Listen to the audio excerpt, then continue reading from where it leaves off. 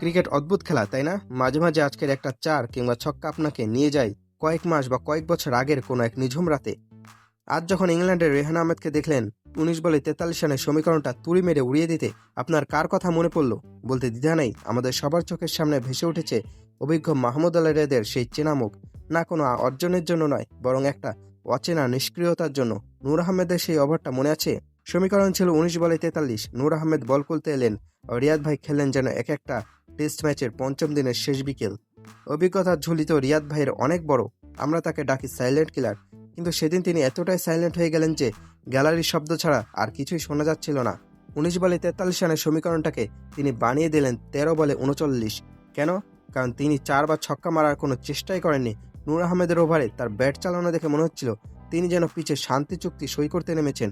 অথচ রেহান আহমেদ যখন আজ একই পরিস্থিতিতে ব্যাট করতে নামলেন, তার চোখে মুখে ছিল জেতার ক্ষুধা। ভুল হোক আউট হোক, কিন্তু চেষ্টা তো ছিল। বাংলাদেশের সমর্থক হওয়া মানেই কি আজীবন এই আফসোস নিয়ে বেঁচে থাকা? আমরা হারতে রাজি আছি, কিন্তু লড়াই ছাড়া স্যারেন্ডার করাটা নিতে পারি না।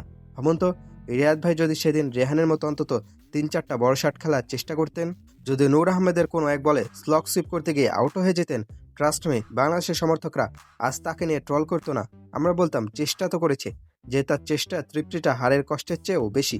কিন্তু রিয়াদ ভাই সেদিন যেন ক্যালকুলেটর নিয়ে বসেছিলেন। সমীকরণ মেলাতে গিয়ে ম্যাচটাই হাত থেকে ফসকে গেল। ওই যে বলে না, অপারেশন সাকসেসফুল কিন্তু রোগী মৃত। রিয়াদ ভাই স্ট্রাইক রেট বাঁচানোর লড়াইটা অনেকটা তেমনই ছিল। মনে একটা বড় প্রশ্ন জাগে, আমরা যারা টিভির সামনে বসে চুলছিরি, গলার রক ফুলিয়ে চিৎকার করি, আমাদের যে আফসোস হয় সেই একই আফসোস কি রিয়াদ ভাইকেও ছয়? আজ যখন তিনি ড্রেসিং রুমে বা সোফায় বসে রেহান আহমেদের এই পাওয়ার হিটিং দেখছিলেন, তার কি মনে পড়ছিল নূর আহমেদের সেই ৬টা বলের কথা? নাকি তিনি এখনো মনে করেন ওই পরিস্থিতিতে সিঙ্গলস নেওয়াই ছিল সেরা অপশন?